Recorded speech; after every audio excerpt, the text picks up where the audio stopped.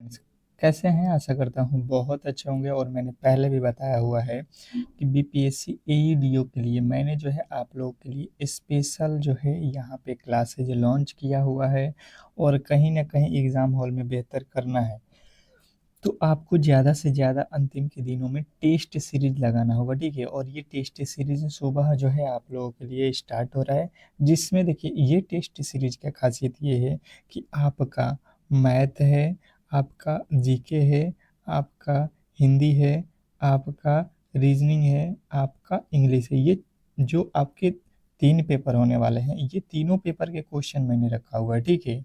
तो कहीं न कहीं सिलेक्शन लेना है तो आपको इन सभी सब्जेक्ट में बेहतर करना पड़ेगा, खास करके मैथ, जीके, रीजनिंग। यहाँ पे तो क्वालिफाई करना है हिंदी और इंग्लिश में, तो इसके ज़्यादा क्वेश्चन मैंने नहीं रखे हैं, पर इसके भी क्वेश्चन हैं। तो सिलेक्शन यहीं से होगा, इसकी गारंटी है, क्योंकि ये आपका जो सिलेबस है, ठीक है? सिलेबस के अकॉर्डिंग जो पढ़ेगा, उसी का सिलेक्शन होगा और सिलेबस के अकॉर्डिंग मैंने ये टेस्ट सीरीज बनाया हुआ है। हर एक प्रश्न आपके लिए बहुत बहुत इम्पोर्टेंट है। तो चलिएगा फटाफट से हम लोग क्लास को स्टार्ट करेंगे। आपको याद होगा कि 14 अप्रैल बहुत कम समय अब बच चुका है। 14 और 15 2 दिन में एक जो है व्यक्ति का पेपर होगा। एक दिन हिंदी और इंग्लिश का होगा, अगले दिन जीके और मैथ का होगा, ठीक है? जीके और मैथ रीजनिंग का 2 पेपर एक दिन होगा, एक पेपर एक दिन होगा। तो एक व्यक्ति का 2 दिन में पेपर होगा, ये आप लोगों को मालूम होना चाहिए। 14-15 हमारा टारगेट है। मान के चलो कि अब जो है 10 से 12 दिन का समय है। तो क्लास को स्टार्ट करने से पहले आप लोगों से सभी लोगों से रिक्वेस्ट है कि जो भी मेरे दोस्त मेरे क्लास को लाइक नहीं किए हैं तो लाइक कर दें, और चैनल को सब्सक्राइब नहीं किए हैं तो सब्सक्राइब कर लें, और एक बार क्लास को शेयर भी लगा दें ताकि हर एक मेरे दोस्त के पास ये क्लास पहुंच सके, ठीक है? चलिएगा पहला प्रश्न की ओर। पहला प्रश्न कह रहा है कि बुनियादी शिक्षा का विचार महात्मा गांधी ने किस वर्ष प्रस्तुत किया था? बुनियादी शिक्षा का विचार महात्मा गांधी ने किस वर्ष प्रस्तुत किया? Question number 1। पहले नंबर प्रश्न का जो राइट उत्तर है बताने की कोशिश कीजिए सभी लोग।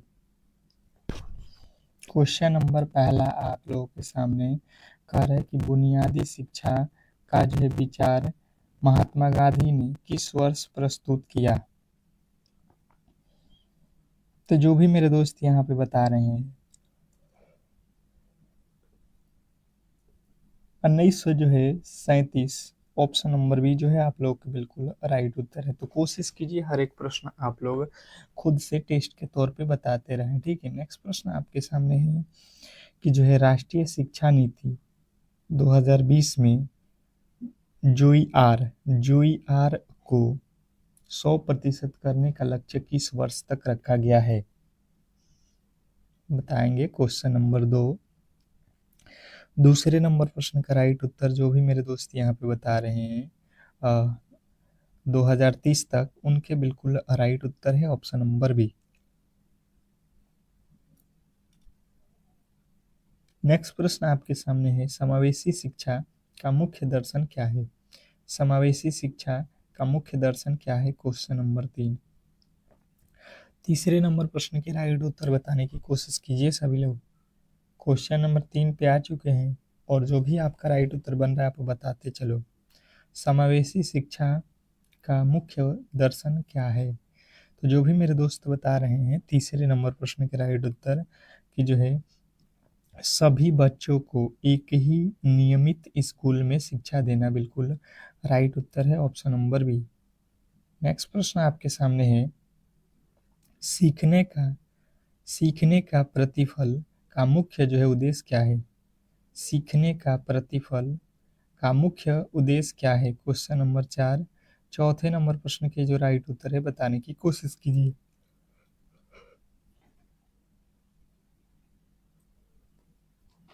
तो जो भी मेरे दोस्त बता रहे हैं चौथे नंबर प्रश्न का राइट उत्तर छात्रों की दक्षताओं को सुनिश्चित करना, बिल्कुल राइट उत्तर है छात्रों की दक्षताओं को सुनिश्चित करना। नेक्स्ट प्रश्न आपके सामने है बिहार के किस जिले में हाल ही में floating floating solar power plant का जो है उद्घाटन किया गया? Question number 5।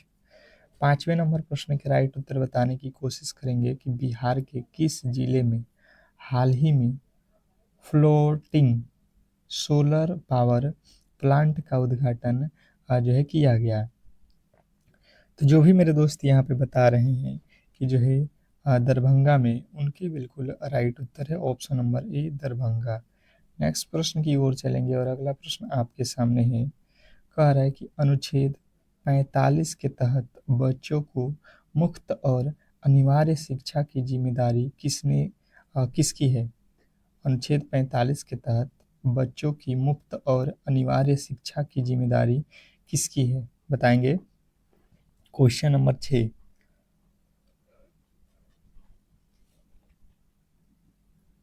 छठे नंबर प्रश्न का राइट उत्तर आपको याद रखना है राज्य सरकार, ऑप्शन नंबर बी जो है आपके बिल्कुल राइट उत्तर है। नेक्स्ट प्रश्न की ओर चलेंगे। अगला प्रश्न है 1857 के विद्रोह में बाबू कुंवर सिंह ने किस संस्थान से नेतृत्व किया था? 1857 के विद्रोह में बाबू कुंवर सिंह ने किस स्थान से नेतृत्व किया था? तो आपको याद रखना है जगदीशपुर से। जगदीशपुर आपके बिल्कुल राइट उत्तर है। नेक्स्ट प्रश्न की ओर चलेंगे। अगला प्रश्न आपके सामने है। बिहार का चंपारण क्षेत्र किसके उत्पादन के लिए विश्व प्रसिद्ध था? विश्व का चंपारण क्षेत्र किसके उत्पादन के लिए प्रसिद्ध था? Question number 8। 8वें नंबर प्रश्न के राइट उत्तर बताएंगे।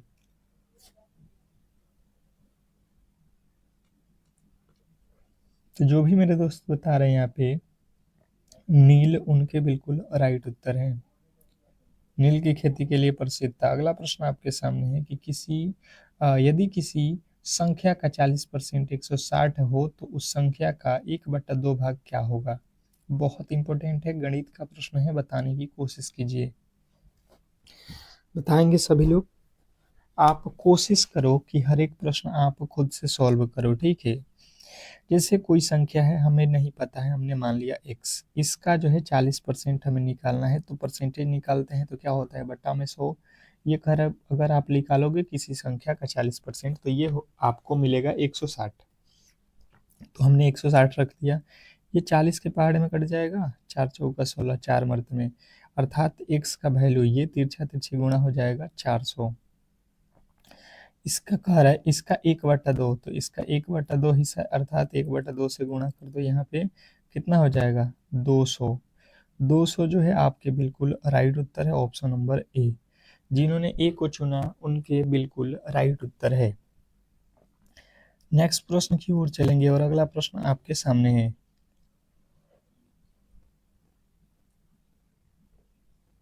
श्रृंखला को पूरा करें। जो आपके सामने श्रृंखला दी गई है, इसको क्या करना है, पूरा करना है। बताएंगे कि इस श्रृंखला का अगला पद क्या होने वाला है। रीजनिंग का प्रश्न है और आपको मैंने बार बार बताया है कि आपको वर्ग, घन, कम से कम 1 से लेके 20 तक की संख्याओं को याद कर लेना है, ठीक है। तो जाके बेहतर स्कोर करोगे एग्जाम हॉल में और बहुत कम समय। जैसे 1 लिखा है तो 1 जो है 1 का वर्ग है, 4 जो है 2 का वर्ग है, 9 जो है 3 का वर्ग है, 16 जो है 4 का वर्ग है, 25 जो है 5 का वर्ग है, ठीक है जी, कोई दिक्कत नहीं है। तो 5 के बाद से क्या आएगा, 6, 6 का वर्ग क्या हो जाएगा, 36। 36 जो है आपके बिल्कुल राइट उत्तर है, ऑप्शन नंबर सी। जिन्होंने सी को चुना उनके बिल्कुल राइट उत्तर है। नेक्स्ट प्रश्न की ओर चलेंगे और अगला प्रश्न आपके सामने है। एक पिता की आयु उसके पुत्र की आयु की 3 गुनी है। 5 वर्ष बाद उनकी आयु का योग जो है 70 वर्ष होगा। पुरुष की वर्तमान आयु क्या होगी? Question number 11। 11वें नंबर प्रश्न के जो राइट उत्तर है बताने की कोशिश कीजिए सभी लोग। 11वें नंबर प्रश्न के राइट उत्तर बताएंगे सभी लोग। 11वें नंबर प्रश्न के राइट उत्तर सभी लोग बताएंगे। क्या लगता है आपको? सबसे पहले आप समझो कि एक पिता की उम्र उसके पुत्र की उम्र के 3 गुनी है, अर्थात अगर आप देखोगे पुत्र और ये हो जाएगा पिता, पुत्र 1 वर्ष का है तो इसका पिता जो है इससे 3 गुना अधिक है, तो 3x हो जाएगा। कह रहा है 5 वर्ष बाद इनकी आयु का योग 70 वर्ष है। 5 वर्ष बाद अगर आप समझोगे तो x इस समय कितने वर्ष का है, पुत्र कितने वर्ष का है, x वर्ष का, तो ये 5 वर्ष बाद कितना हो जाएगा, x + 5। योग कह रहा है तो योग मतलब हो जाएगा जोड़। ये 3 वर्ष के हैं, इसके 3x के वर्ष के हैं पिता, तो 5 वर्ष बाद 3x + 5 हो जाएगा। और टोटल मिला के कितने के हैं दोनों का योग कितना है, पुत्र और पिता का 70 वर्ष। तो यहाँ से 3 और 1 4x हो जाएगा बराबर, ये हो जाएगा 70 और 5 5 10 इधर घट जाएगा, तो ये हो जाएगा घट के 60। 4 के पहाड़े में कितना वर्ष में जाएगा, 15 चौके 60। तो 15 से आप कर लो किसका निकलना है, वर्तमान में पुत्र का उम्र यहाँ पे पता चल गया, x का वैल्यू 15 वर्ष। ऑप्शन नंबर बी जो है आपके बिल्कुल राइट उत्तर है। नेक्स्ट प्रश्न आपके सामने है, प्रकाश की गति सर्वाधिक किस माध्यम में होती है, प्रकाश की गति सर्वाधिक किस माध्यम में होती है। क्वेश्चन नंबर 12, 12वें नंबर बताने हैं आपको। कांच में, पानी में, निर्वात में, हवा में। बार बार मैंने बताया है कि कांच का जो है यहाँ पे गति सबसे कहाँ होता है, निर्वात में। प्रकाश की गति कहाँ होती है, निर्वात में। ऑप्शन नंबर सी जो है आपके बिल्कुल राइट उत्तर है। नेक्स्ट प्रश्न आपके सामने है, कंप्यूटर में HTTP का पूर्ण रूप क्या है। कंप्यूटर में HTTP का पूर्ण रूप क्या है। क्वेश्चन नंबर 13, 13वें नंबर प्रश्न के राइट उत्तर बताएंगे सभी लोग। क्वेश्चन नंबर 13, HTTP का पूर्ण रूप क्या है। तो जो भी मेरे दोस्त बता रहे हैं यहाँ पे जो है option number A hyper text transfer protocol बिल्कुल राइट उत्तर है, ऑप्शन नंबर ए। नेक्स्ट प्रश्न आपके सामने है, मानव शरीर में हड्डियों की जो है कुल संख्या कितनी है। वेरी वेरी इंपॉर्टेंट प्रश्न आपको करा रहे हैं, ठीक है। बिल्कुल आपको पेपर ऐसा ही आने वाला है, अभी आपको देखने को मिलेगा। हिंदी के भी प्रश्न, इंग्लिश के भी कुछ प्रश्न आएंगे, मैथ रीजनिंग भी आएंगे, तो क्लास में बने रहो। सिलेक्शन वाला वही व्यक्ति होता है जो पूरे के पूरे क्लास को देख के जाता है, ठीक है। और ये क्लासेस सुबह और शाम आपके लिए प्रोवाइड हो रहा है, तो चैनल को सब्सक्राइब करके रखोगे तो नोटिफिकेशन आप तक जाएगा, ठीक है। तो 206 आपको याद रखना है, ऑप्शन नंबर बी जो है आपके बिल्कुल राइट उत्तर है। नेक्स्ट प्रश्न की ओर चलेंगे और अगला प्रश्न है, विटामिन सी का सबसे जो है समृद्ध स्रोत कौन सा है। विटामिन सी का सबसे समृद्ध स्रोत कौन सा है। क्वेश्चन नंबर आपके सामने 15, 15वें नंबर प्रश्न की जो राइट उत्तर है बताने की कोशिश कीजिए सभी लोग। क्वेश्चन नंबर 15, जो भी मेरे दोस्त यहाँ पे बता रहे हैं ऑप्शन नंबर बी संतरा या आंवला, ऑप्शन नंबर बी जो है आपके बिल्कुल राइट उत्तर है। सबसे जो है अच्छा स्रोत होता है विटामिन सी का ये। अगला प्रश्न आपके सामने है, जिला स्तर पर प्राथमिक शिक्षा का जो है सर्वोच्च अधिकार कौन होता है। जिला स्तर पर प्राथमिक शिक्षा का सर्वोच्च अधिकारी कौन होता है। क्वेश्चन नंबर 16, 16वें नंबर प्रश्न की जो राइट उत्तर है बताने की कोशिश कीजिए सभी लोग। क्वेश्चन नंबर 16, 16वें नंबर प्रश्न के राइट उत्तर बताने की कोशिश कीजिए सभी लोग। तो जिन्होंने बताया है यहाँ पे DEO, उनके बिल्कुल राइट उत्तर है ऑप्शन नंबर जो है आपका C, district educational officer, DEO। Next प्रश्न आपके सामने है, निपुण भारत मिशन का मुख्य लक्ष्य क्या है। निपुण भारत मिशन का मुख्य लक्ष्य क्या है। क्वेश्चन नंबर 17, 17वें नंबर प्रश्न के जो राइट उत्तर है बताने की कोशिश कीजिए सभी लोग। चलिएगा सभी लोग बताएंगे यहाँ पे। क्वेश्चन नंबर 17, 17वें नंबर प्रश्न का राइट उत्तर आपका हो जाएगा यहाँ पे आधारभूत साक्षरता और संख्यात्मक जो है प्राप्त करना, ऑप्शन नंबर बी जो है आपके बिल्कुल राइट उत्तर है। नेक्स्ट प्रश्न आपके सामने है, स्कूल प्रबंधन समिति में कितने प्रतिशत सदस्यों का जो है महिलाओं का होना अनिवार्य है। क्वेश्चन नंबर 18, 18वें नंबर प्रश्न के जो राइट उत्तर है बताने की कोशिश कीजिए सभी लोग। तो जो भी मेरे दोस्त बता रहे हैं कि महिलाओं को 50% जो है रहना अनिवार्य है, बिल्कुल राइट उत्तर है।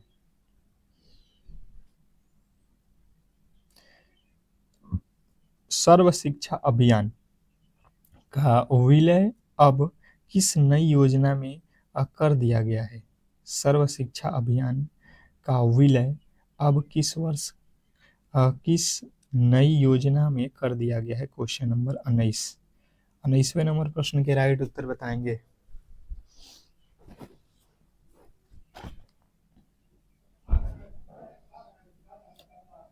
तो जो भी मेरे दोस्त बता रहे हैं समग्र शिक्षा बिल्कुल राइट उत्तर है, ऑप्शन नंबर ए। नेक्स्ट प्रश्न की ओर चलेंगे और अगला प्रश्न आपके सामने है। बिहार में मध्यम योजना का कार्यान्वयन किसके माध्यम से किया जाता है? क्वेश्चन नंबर 20वें नंबर प्रश्न के जो राइट उत्तर है, जो भी मेरे दोस्त यहाँ पे बता रहे हैं, बिहार शिक्षा परियोजना परिषद, ऑप्शन नंबर ए जो है आपके बिल्कुल राइट उत्तर है। नेक्स्ट प्रश्न आपके सामने है, कह रहा है कि एक फल विक्रेता ने 100 रुपये में 10 आम खरीदे और उन्हें 12 रुपये प्रति आम के दर से बेच दिया, इसका लाभ प्रतिशत क्या होगा? बहुत बहुत इंपॉर्टेंट प्रश्न है। थोड़े से अगर आप बेहतर तरीके से समझने की कोशिश करेंगे तो बना लेंगे, नहीं तो ये भी प्रश्न आपके लिए जो है भारी हो जाएगा। ठीक है, तो सिंपल तरीके से समझने की कोशिश कीजिए और राइट उत्तर के साथ जाइए। इसने कहा है कि 100 रुपया है और 10 आम खरीदा गया, तो 100 रुपया में 10 आम, अर्थात 100 में 10 से भाग दे दो। एक आम का कीमत कितना रुपया है? एक आम का जो है दाम यहाँ पे 10 रुपया है। समझ में आ गया आपको? एक आम का दाम 10 रुपये। इसने कहा कि 12 रुपये में बेचना है। भाई साहब, हमने जो है खरीदा हुआ है 10 रुपये में, ठीक है जी, कोई दिक्कत नहीं है। हम उस आम को, एक आम को कितना में बेच रहे हैं? 12 रुपये में। अब यहाँ पे आपको समझना ये है कि हमें जो है, आपको सीधा सीधी दिखेगा कि 10 से 12 हो रहा है, हमें हो जाएगा लाभ। हमें जो हो जाएगा लाभ कितने का होगा? 2 रुपये का लाभ। कितने पे? 10 पे, गुणे 100। ये एक जीरो से एक जीरो, 10 गुना का 20% का लाभ जो है हमें हो रहा है। ऑप्शन नंबर बी जो है हमें बिल्कुल राइट उत्तर है। नेक्स्ट प्रश्न की ओर चलेंगे और अगला प्रश्न आपके सामने है। कह रहा है यदि 2x प्लस 3y बराबर 11 तो x स्क्वायर प्लस 1 का मान क्या होगा? क्वेश्चन नंबर 22वें नंबर प्रश्न के जो राइट उत्तर है बताने की कोशिश कीजिए सभी लोग। क्वेश्चन नंबर 22वें नंबर प्रश्न के जो राइट उत्तर है बताने की कोशिश कीजिए सभी लोग। क्या लगता है आपको? बताएंगे सभी लोग। क्वेश्चन नंबर 22 समझिएगा आप लोग। यहाँ पे सबसे पहले क्या दिया है? 2x प्लस 3y बराबर 11। तो आप क्या करो, यहाँ से आप x का वैल्यू पहले निकालो, तो 2x और ये हो जाएगा 11 माइनस का 3, ये प्लस का 3 इधर आया माइनस 3, तो ये हो जाएगा आपका 8। ये 2 के पहाड़ में कट जाएगा, x का वैल्यू आ जाएगा 4। x का वैल्यू कितना आ गया? 4। हमसे क्या पूछा गया है? एक्स स्क्वायर प्लस का 1 का वैल्यू निकालना है। तो x के वैल्यू 4 है ना, 4 का स्क्वायर करो प्लस 1, 4 का होता है 16 और प्लस का 1, 16 1 17 जो है आपका बिल्कुल राइट उत्तर है, option number B. Option number B जो है आप लोगों का बिल्कुल राइट उत्तर है। नेक्स्ट प्रश्न की ओर चलेंगे और अगला प्रश्न आपके सामने है।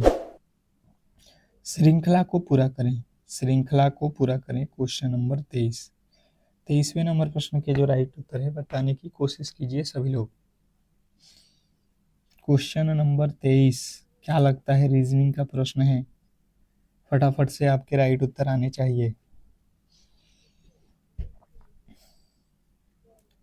जैसे अगर आप समझने की कोशिश करोगे, 3 दूना का 6, 6 दूने के 12, 12 दूना का 24, 24 दूना का 48, 48 दूना का 48 में 2 से गुणा कर लो, कितना होता है? 48 दूना 96। ऑप्शन नंबर सी जो है आपके बिल्कुल राइट उत्तर है। नेक्स्ट प्रश्न की ओर चलेंगे और अगला प्रश्न आपके सामने है। कह रहा है कि विषम संख्या युग्म को चुने, विषम संख्या युग्म को चुने। क्वेश्चन नंबर 24वें नंबर प्रश्न के जो राइट उत्तर है बताने की कोशिश कीजिए सभी लोग।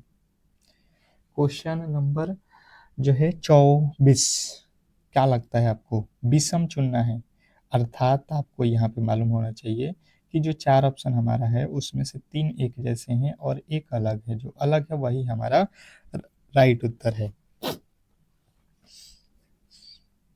अगर आप सिंपल तरीके से देखोगे तो 4 के पहाड़े में 16 आ जाएगा, यानी कि 4 से 16 में भाग लग जाएगा, 5 से 25 में लग जाएगा, ठीक है जी।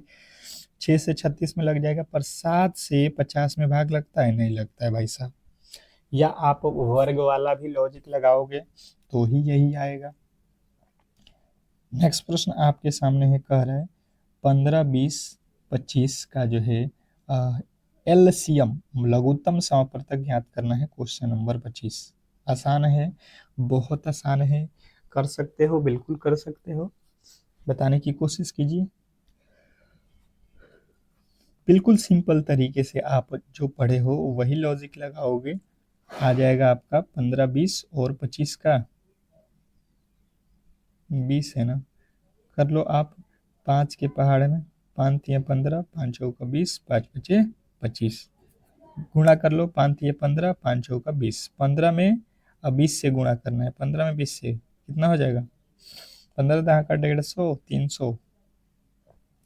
ऑप्शन नंबर बी आपके क्लियर है, ऑप्शन नंबर बी जो है आपके बिल्कुल राइट उत्तर है। नेक्स्ट प्रश्न की ओर चलेंगे और अगला प्रश्न आपके सामने है, बिहार के किस स्थान पर राष्ट्रीय डॉल्फिन अनुसंधान केंद्र स्थापित किया गया है। क्वेश्चन नंबर 26, 26वें नंबर प्रश्न के जो राइट उत्तर है ये आपको बताना है। बिहार के किस स्थान पर राष्ट्रीय डॉल्फिन अनुसंधान केंद्र स्थापित किया गया है। तो जो भी मेरे दोस्त यहाँ पे बता रहे हैं ये पटना में किया गया है, ऑप्शन नंबर सी जो है आपके बिल्कुल राइट उत्तर है। ऑप्शन नंबर सी, जिन्होंने सी को चुना है उनके बिल्कुल राइट उत्तर है 100%। नेक्स्ट प्रश्न की ओर चलेंगे और अगला प्रश्न आपके सामने है, कह रहा है कि भारतीय संविधान की 8वीं अनुसूची में कितने भाषाओं को शामिल सामान्यता दी गई है। भारतीय संविधान की 8वीं अनुसूची में कितनी भाषाओं को मान्यता दी गई है। क्वेश्चन नंबर 27, 27वें नंबर प्रश्न के राइट उत्तर आपको याद रखना है, 22 भाषाओं को जो है यहाँ पे दिया गया है मान्यता। अगला प्रश्न आपके सामने है, कोशिका की खोज किसने की थी। कोशिका की खोज किसने की थी। क्वेश्चन नंबर 28, सभी लोग बताइए कोशिका की खोज किसने की थी। तो जो भी मेरे दोस्त यहाँ पे हैं रॉबर्ट हुक, उनके बिल्कुल राइट उत्तर है ऑप्शन नंबर ए। नेक्स्ट प्रश्न की ओर चलेंगे और अगला प्रश्न आपके सामने है, बिहार में 2011 की जनगणना के अनुसार सर्वाधिक साक्षरता वाला जिला कौन सा है। बिहार में 2011 के जनगणना के अनुसार सर्वाधिक साक्षरता वाला जिला कौन सा है। क्वेश्चन नंबर 29, 29वें नंबर प्रश्न के जो राइट उत्तर है बताने की कोशिश कीजिए सभी लोग। तो जिन्होंने बताया है रोहतास, ऑप्शन नंबर बी जो है आप लोगों के बिल्कुल राइट उत्तर है।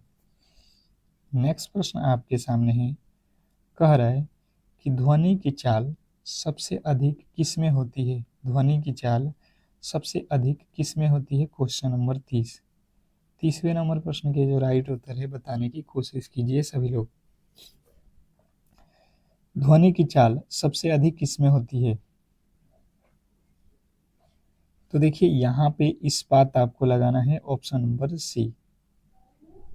अगर इस्पात ऑप्शन में नहीं रहेगा तब निर्वात लगाना है, ठीक है। नेक्स्ट प्रश्न आपके सामने है, कह रहा है कि पवन का सही संधि विच्छेद क्या होगा। अब देखिए हिंदी का प्रश्न आ चुका है, ठीक है। हिंदी और इंग्लिश में आपको क्या करना है, क्वालिफाइंग करना है। तो देखिए कहीं ना कहीं अगर आपको सिलेक्शन लेना है तो सिलेबस के अकॉर्डिंग पढ़ना पड़ेगा तो ही सिलेक्शन होगा, अन्यथा आप फंसोगे। और बिल्कुल इस तरीके से ही हमारा क्लास चल रहा है, तो बिल्कुल आप डेली हमारे चैनल से जुड़िए। पवन का संधि विच्छेद करोगे तो आपको वह बनाना है, तो पो प्लस अन होता है। पवन में क्या होगा, पो प्लस अन, आपको यहाँ पे ध्यान देना है। नेक्स्ट प्रश्न आपके सामने है, लंबोदर किस समास का उदाहरण है। लंबोदर, तो लंबोदर किसको बोला जाता है? लंबा है ओदर जिसका, अर्थात गणेश जी को। लंबा है ओदर जिसका, अर्थात किनका लंबा ओदर होता है? गणेश जी का। और गणेश जी बोला जा रहा है लंबोदर, अर्थात गणेश जी, तो बहुब्रीहि समास। बोलो कुछ और, समझो कुछ और, तो इसका मीनिंग आपका ऑप्शन नंबर सी जाएगा, बहुब्रीहि। नेक्स्ट प्रश्न आपके सामने है, अस्थावर का सही विलोम शब्द क्या होगा? अस्थावर का विलोम शब्द। क्वेश्चन नंबर 33, 33वें नंबर प्रश्न के जो राइट उत्तर है बताने की कोशिश कीजिए सभी लोग।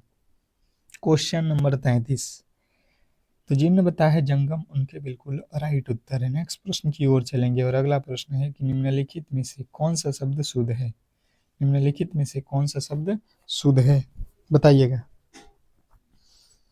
निम्नलिखित में से कौन सा शब्द शुद्ध है? तो जो भी मेरे दोस्त बता रहे हैं आशीर्वाद, उनके बिल्कुल राइट उत्तर है। आशीर्वाद जो लिखा गया है ऑप्शन नंबर बी, वह बिल्कुल राइट उत्तर है। नेक्स्ट प्रश्न की ओर चलेंगे। अगला प्रश्न है, जो सब कुछ जानता हो, जो सब कुछ जानता हो के लिए एक शब्द क्या होगा? क्वेश्चन नंबर 35, 35वें नंबर प्रश्न के राइट उत्तर बताएंगे। जो सब कुछ जानता हो उसे बोला जाता है सर्वज्ञ। ऑप्शन नंबर सी जो है आपके बिल्कुल राइट उत्तर है। नेक्स्ट प्रश्न आपके सामने है, बिहार के किस प्रसिद्ध नेता को लोकनायक के नाम से भी जाना जाता है? बिहार के किस प्रसिद्ध नेता को लोकनायक के नाम से भी जाना जाता है? क्वेश्चन नंबर 36, 36वें नंबर प्रश्न का राइट उत्तर आपको याद रखना है, Jayaprakash Narayan. Option number B जो है आपके बिल्कुल राइट उत्तर है। नेक्स्ट प्रश्न की ओर चलेंगे और अगला प्रश्न है, पीतल किन दो धातुओं का मिश्रण है? पीतल किन दो धातुओं का मिश्रण है? क्वेश्चन नंबर 37, 37वें नंबर प्रश्न का राइट उत्तर आपको याद रखना है कि पीतल जो होता है ये आपका तांबा और जस्ता का मिश्रण होता है। पीतल तांबा और जस्ता का मिश्रण होता है। ऑप्शन नंबर ए जो है आपके बिल्कुल राइट उत्तर है। नेक्स्ट प्रश्न आपके सामने है, भारत में सूचना का अधिकार अधिनियम किस वर्ष लागू हुआ था? भारत में सूचना का अधिकार अधिनियम किस वर्ष लागू हुआ था? क्वेश्चन नंबर जो है आप लोगों के सामने 38वें नंबर प्रश्न के राइट उत्तर बताएंगे सभी लोग। तो जो भी मेरे दोस्त बता रहे हैं 2005 में, उनका बिल्कुल राइट उत्तर है। अगला प्रश्न है, विश्व का सबसे जो है गहरा महासागर कौन सा है? विश्व का सबसे गहरा महासागर कौन सा है? तो जो भी मेरे दोस्त बता रहे हैं प्रशांत महासागर, उनका बिल्कुल राइट उत्तर है ऑप्शन नंबर सी। नेक्स्ट प्रश्न आपके सामने है, विश्व का सबसे गहरा महासागर, ये तो रिपीटेड हो गया है जी। अगला प्रश्न देखिएगा, यदि किसी वृत्त का क्षेत्रफल 154 वर्ग सेमी है तो इसकी परिधि क्या होगी? देखिए, क्षेत्रमिति के फॉर्मूले बेस्ड आपको क्वेश्चन दिए जाएंगे, तो क्षेत्रमिति के फॉर्मूले आपको याद होना चाहिए। जैसे हमें दिया गया है 154, किसका? वृत्त का क्षेत्रफल। हमें मालूम है वृत्त का क्षेत्रफल क्या होता है, पाई आर स्क्वायर। पाई का वैल्यू 22/7 और आर स्क्वायर, आर का वैल्यू नहीं पता है, हमें निकालना है। तो 22 के पहाड़े में ये आता है कितने मर्त में? 4 मर्त में, 2 मर्त, कितना कितना आ रहा है जी? यहाँ पे 4 लाना है ना, 7, 7 दूना 14, 7 दूना 14, 7 आ रहा है ना, 7। यहाँ पे कितना हो जाएगा? 7, 7 मर्त में आ रहा है। अब तिरछा तिरछी गुणा कर लो, ये हो जाएगा 49 और इधर हो जाएगा आर स्क्वायर। ये स्क्वायर इधर से हटेगा, इधर हो जाएगा रूट, तो ये हो जाएगा 7 और इधर हो जाएगा आर, अर्थात आर का वैल्यू 7। हमसे पूछा गया है जो है परिधि, तो वृत्त की परिधि आप लोगों को क्या मालूम है? 2 पाई आर। 2 पाई का वैल्यू 22/7 और आर का वैल्यू आपका कितना है? 7। 7 से 7 खत्म, 22 दूना 44 जो है आपके बिल्कुल राइट उत्तर है। नेक्स्ट प्रश्न आपके सामने है कि 10 संख्याओं का औसत 15 है और प्रत्येक संख्या को 3 से गुणा कर दिया जाए तो नया औसत क्या होने वाला है? बताएंगे, बताने की कोशिश कीजिए सभी लोग। क्वेश्चन नंबर 42, मैंने आप लोगों को बताया है कि जो औसत होता है, औसत, ठीक है, औसत में क्या होता है आपको ध्यान देना होता है कि जब भी औसत आपके सामने आएगा तो अगर इसमें कहा जाएगा कि गुणा करना है, प्रत्येक में गुणा करना है, या प्रत्येक में जोड़ना है तो जोड़ने को कहेगा तो डायरेक्ट आपको औसत में जोड़ देना है, गुणा करने को कहेगा तो डायरेक्ट औसत में गुणा करना है, अगर घटाने को कहेगा तो डायरेक्ट औसत में से घटाना है। इसने कहा है कि प्रत्येक संख्या को 3 से गुणा कर दिया जाए, अर्थात जो औसत आपका है उसमें आपको 3 से गुणा कर देना है। बिल्कुल आप राइट उत्तर के साथ चले जाओगे, ठीक है। नेक्स्ट प्रश्न की साथ चलेंगे और अगला प्रश्न कह रहा है कि एक वस्तु को 20% की छूट पर 800 रुपया में बेचा गया, वस्तु का अंकित मूल्य क्या होगा? जिसे समझने की कोशिश करोगे आप लोग तो बेहतर तरीके से समझ में आ जाएगा कि मेरे पास 100 रुपया का कोई सामान है और मैंने 20% का छूट दिया किसी को बेचते समय, तो हम उस वस्तु को कितने में बेच रहे हैं? 80 रुपये में। 100 का सामान 80 रुपये में बेच रहे हैं, अर्थात हम देख रहे हो 20% की छूट यहाँ पे दिए हुए हैं। तो अंकित मूल्य तो हमारा 100 रुपया था, यानी कि प्राइस 100 रुपया था, उसको बेचे हैं 80 में, तो हमसे पूछ रहा है 100 वाला वैल्यू निकाल दो, तो 100 वाला निकालना है, यानी 100 बट्टे में कर दो 80, 80 के पहाड़े में एक मर्त में, यानी कि 10 से गुणा कर दो 100 में, 1000 जो है आपका बिल्कुल राइट उत्तर है। नेक्स्ट प्रश्न आपके सामने है, कह रहा है 1/2 प्लस 1/4 प्लस 1/8 का योगफल क्या होगा? 1/2 प्लस 1/4 प्लस 1/8 का योगफल, तो ये बटा का जोड़ है, आप लॉसा निकाल लो। ये हो जाएगा 2 के पहाड़े में 4, 4 के पहाड़े में 2, 8 के पहाड़े में 1, ये 4 2 6 7/8 जो है आपके बिल्कुल राइट उत्तर है। 7/8 ऑप्शन नंबर सी जो है आपके बिल्कुल राइट उत्तर है। नेक्स्ट प्रश्न आपके सामने है कि एक कमरे की लंबाई, चौड़ाई और ऊंचाई दी गई है, कमरे की चारों दीवारों का क्षेत्रफल आपको ज्ञात करना है, ठीक है। तो यहाँ पे जो है ये आज का होमवर्क क्वेश्चन रहेगा, कमेंट बॉक्स में सभी लोगों के जो है राइट उत्तर आने चाहिए क्वेश्चन नंबर 45 का। और आप लोगों से फिर से रिक्वेस्ट करूंगा कि जो भी मेरे दोस्त डेली क्लास करना चाहते हैं, बिल्कुल ऑल सब्जेक्ट आपको फ्री में अगर कहीं पे भी मिलेगा तो वो रीजनिंग सीखो यूट्यूब चैनल ही है, आपको जो सारा चीज़ फ्री में दे रहा है, ठीक है। तो कहीं ना कहीं सिलेक्शन लेना है तो आपको सुबह और शाम जो क्लासेज कराया जा रहा है आप डेली कीजिए, ठीक है। मिलते हैं शाम में, तब तक के लिए धन्यवाद।